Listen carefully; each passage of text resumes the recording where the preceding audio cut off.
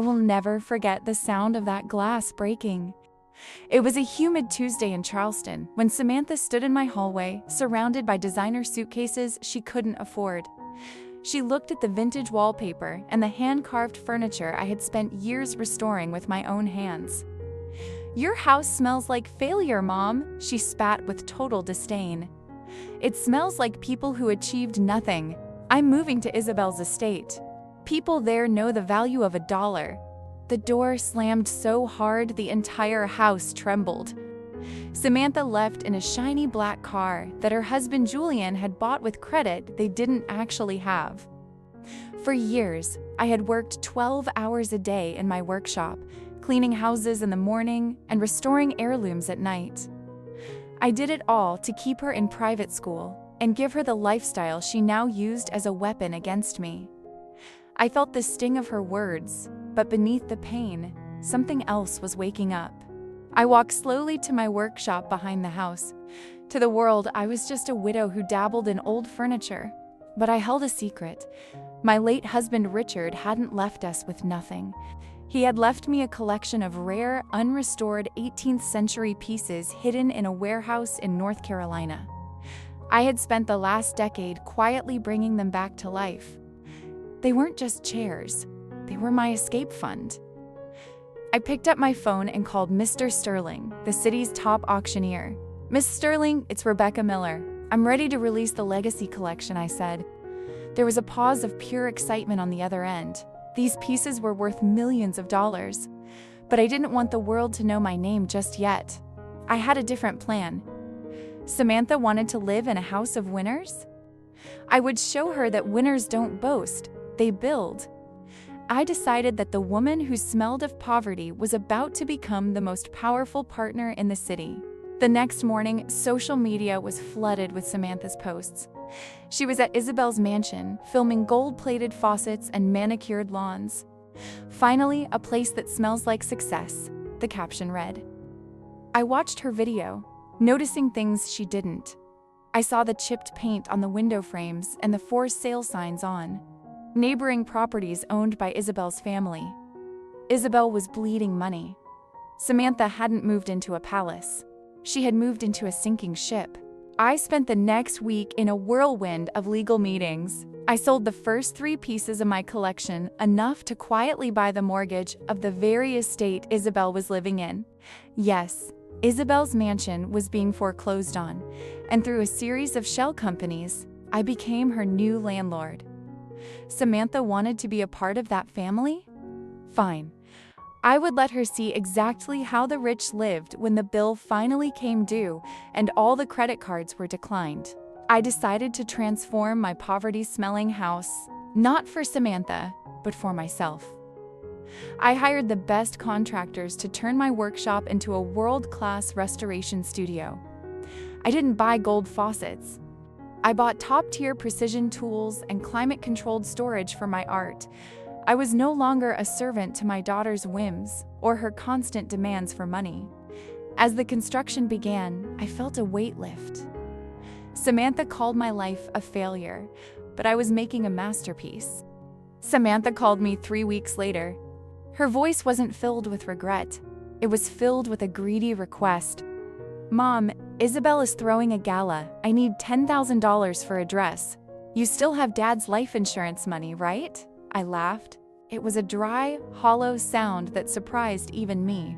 "Samantha, I used that money to fix the roof you said was falling down. I don't have a cent for your dress." She hissed a curse and hung up. The entitlement was a poison I had fed. I attended that gala, but not as a guest. I was the anonymous donor who had provided the centerpiece for the charity auction, a rare mahogany desk from the Legacy collection.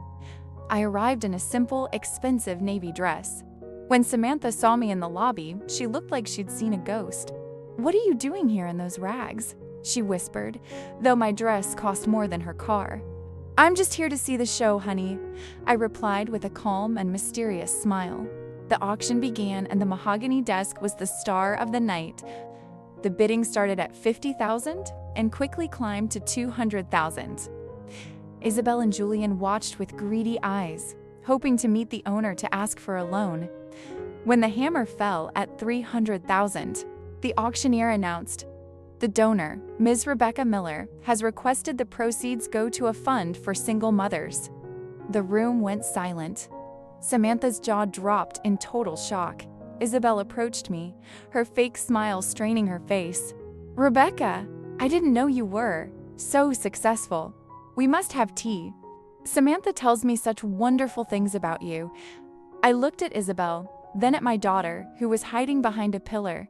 "I'm sure she does, Isabel, but I'm afraid I'm very busy. I have a house to run. A house that smells like hard work, not like the debt you're hiding." Isabel's face turned white as she realized I knew her darkest secret. That night, Samantha came back to my house. She didn't have her designer suitcases, she had a look of pure desperation.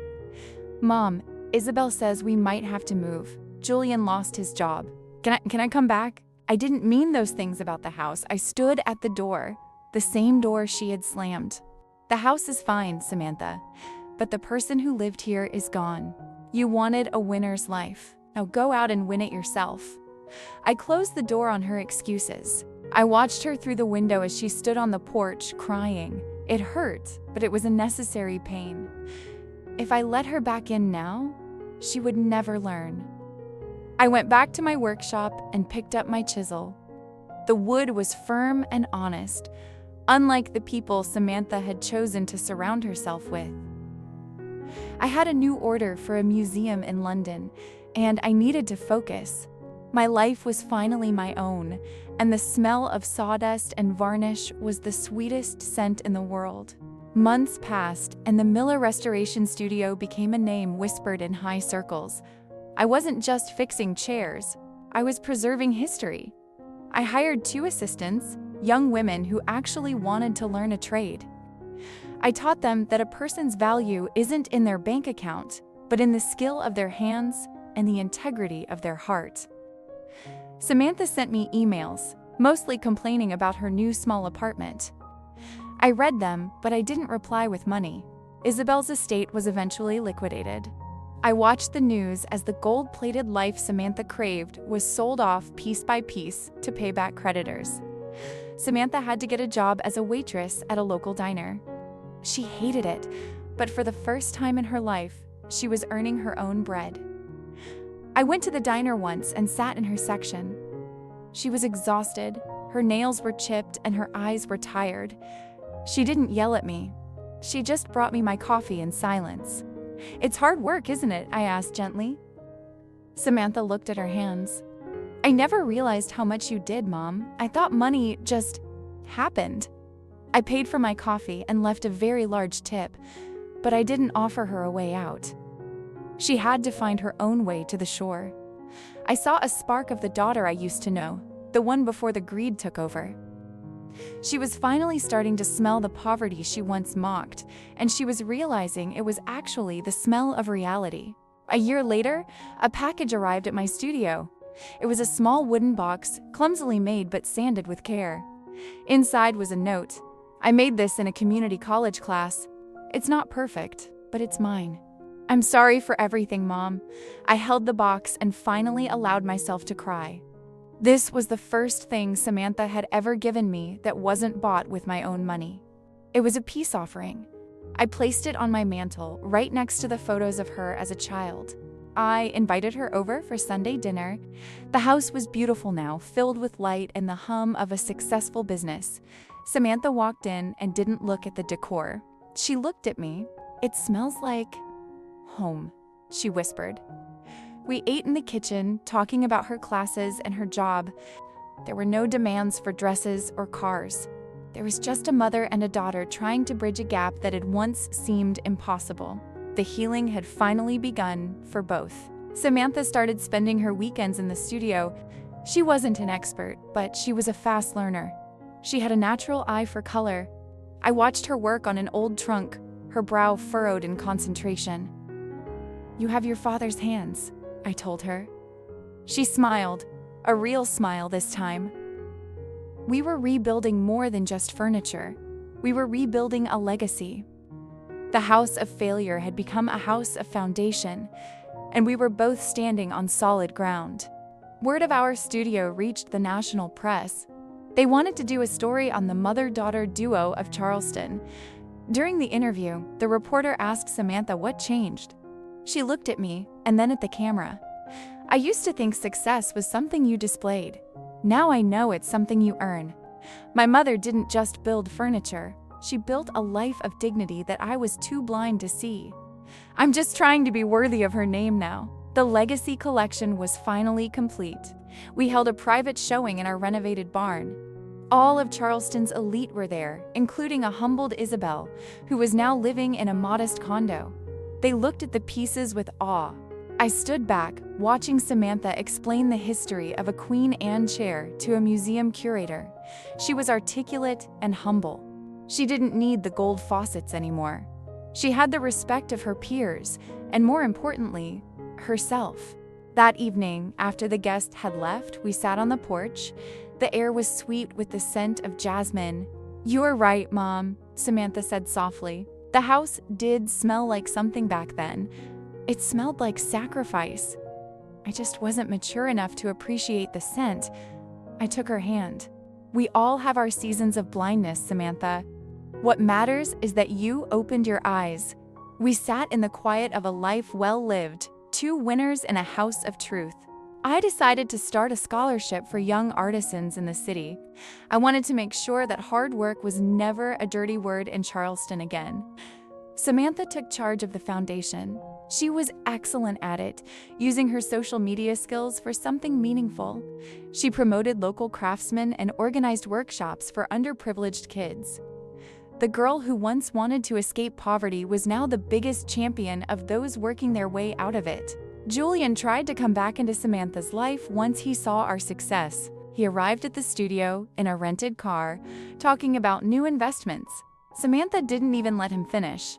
"Julian, you're still looking for a shortcut. I'm busy taking the long way. Please leave."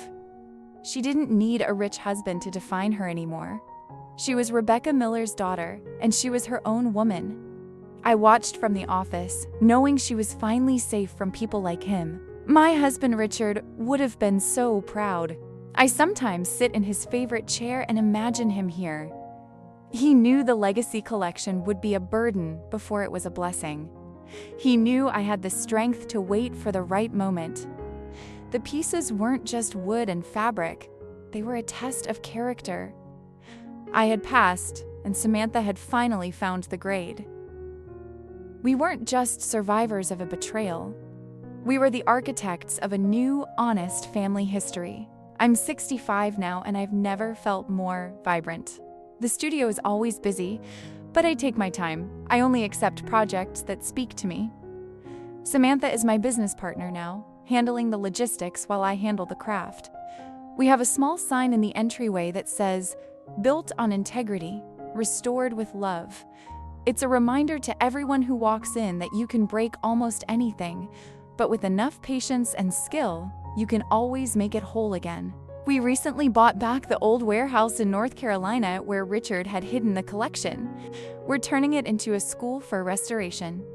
It's my way of making sure the craft doesn't die with me. Samantha is the director, and she's brilliant at it. She's found her own voice, her own passion. She doesn't smell poverty anymore. She smells opportunity.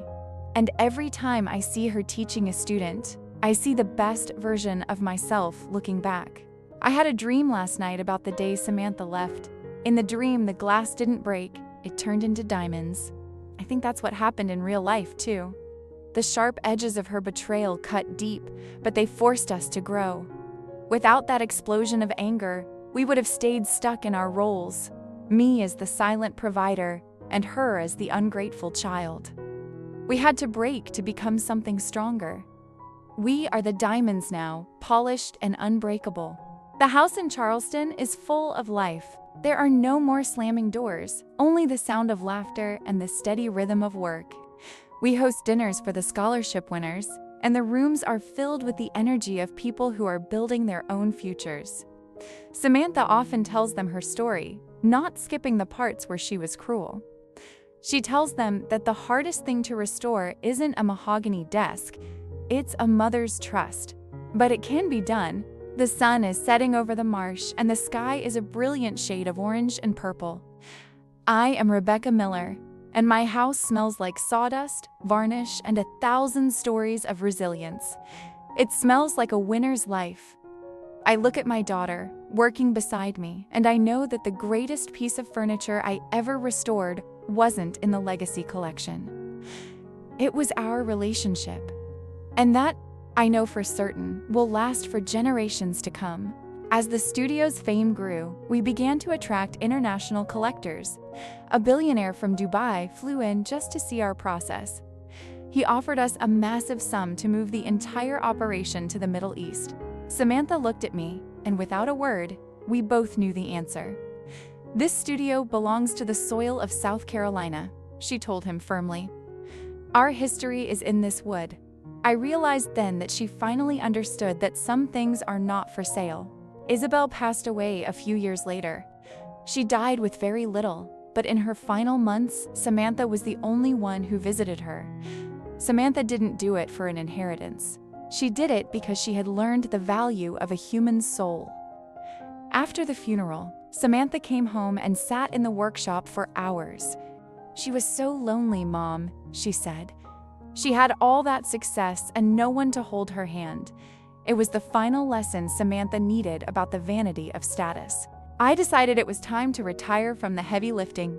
I promoted our senior assistant to master crafter and took on the role of consultant. I spend my days sketching designs and researching historical techniques. My hands are still steady, but I want to enjoy the garden I've built. Samantha bought me a small greenhouse, and I've started growing rare orchids. They require the same patience as the wood, a delicate balance of light, water, and time.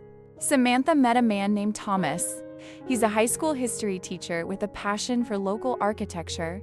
He doesn't drive a luxury car, and he wears flannel shirts. When she brought him home, she didn't show him the gold faucets. She showed him the workshop. They spent the whole evening talking about the 1700s. I watched them from the kitchen, seeing the genuine light in her eyes. This was the success I had always wanted for her, a partner of substance. They got married in the renovated barn. It wasn't a socialite wedding. It was a gathering of family, friends, and the craftsmen we've worked with for years. Samantha wore a vintage lace dress that we restored together. She looked radiant, not because of the jewelry, but because of the joy. During the toasts, Thomas stood up and said, "I didn't just marry Samantha, I married into a legacy of strength." I felt Richard's presence so strongly in that moment. My first grandchild, a boy named Leo, was born a year later. Holding him in my arms, I felt a new kind of responsibility. I wanted him to grow up in a world where he knew that work was a noble word. I've already started a small savings account for him, not to give him a free ride, but to fund his education or his first business. I want him to have the tools, literally and figuratively, to build his own path. The Miller legacy is now 3 generations deep. Samantha and Thomas moved into a house just down the street. It's an old fixer-upper, of course. They are restoring it slowly, weekend by weekend. Samantha calls me for advice on the crown molding or the floor joists. "It's harder than it looks, Mom." She laughs over the phone. I love that she's getting her hands dirty. She's learning that a house only becomes a home when you've put your own sweat into the walls. She's building her own winner's house now. I recently received an award from the National Endowment for the Arts for my work in preserving American furniture. The ceremony was in Washington, D.C. I took Samantha with me. Standing there, receiving the medal, I thought about that humid Tuesday when she called my life a failure. I wasn't bitter. I was grateful. That moment of cruelty was the catalyst for all of this beauty. Sometimes, you need a fire to clear the brush so the old oaks can truly grow. The Second Chance Fund for Single Mothers is now a thriving nonprofit. We've helped over 200 women start their own businesses. I spend 1 day a month mentoring them. I tell them my story, the cleaning of houses, the secret warehouse, the daughter who left. I want them to know that their current smell of poverty is just the scent of a new beginning. I see myself in their tired eyes, and I give them the one thing I had, a plan and a chisel. I am 70 now, and the silver in my hair is a badge of honor. I don't hide my age with chemicals. I've earned every wrinkle. Samantha is the CEO of Miller Restoration now, and she's taking the company in exciting new directions, including sustainable materials and eco-friendly finishes. She's a leader who listens, a boss who cares. My work is done, and it is more than I ever dreamed. The woman who smelled of failure has left a scent that will linger forever. Sometimes I sit in the workshop at night when everything is quiet. I can almost hear the voices of the pieces we've restored, the stories of the families who owned them, the history they've witnessed. Every scratch we removed, every joint we tightened, was an act of respect for the past. I realized that my life has been an act of restoration too. I've tightened the joints of my family and removed the deep scratches of betrayal. Everything is stable now. Samantha brought Leo to the workshop today. He's 3 years old, with sticky fingers and a curious mind. I gave him a small piece of scrap wood and a sanding block. He worked on it for 5 minutes, looking so serious. "I'm a winner, Grandma," he shouted. I laughed and hugged him. "Yes, you are, Leo. You're a builder. That's the most important thing I can teach him. Winners build. They don't just take..." He's already off to a much better start than his mother was. The town of Charleston gave me the key to the city last month. They've named a small park after Richard and me. It's right by the water, full of benches and flowers. I like to go there and watch the tourists. They have no idea who I am, and I like it that way. I've always preferred the quiet work of the studio to the loud noise of the world. My success isn't in the headlines. It's in the steady hands of my daughter and the bright eyes of my grandson. I've started writing my memoirs. I want to call it The Scent of Success. I want to detail the techniques of restoration, but also the techniques of living. I want to explain how to sand down the rough edges of a grudge and how to apply a finish of forgiveness. It's a slow process, writing a book. It's like working on a complex inlay. You have to make sure every piece fits perfectly. But I have time. For the first time in my life, I have all the time in the world. Samantha found an old letter from Richard that I had missed. It was tucked inside the lining of an old jewelry box we were restoring for a client. It was a note to her, written when she was just a baby. "Samantha, your mother is the strongest woman I know. Follow her lead and you will never be lost." Samantha cried when she read it. He knew, Mom. He knew even back then. It was the final blessing from the past, a bridge across 26 years of time. My garden is in full bloom. The orchids in the greenhouse are thriving, their colors more vibrant than I could have imagined. They remind me that beauty often comes from the most specific and demanding conditions. Life isn't a generic process. It's a series of careful adjustments. I'm happy in my quiet corner of the world.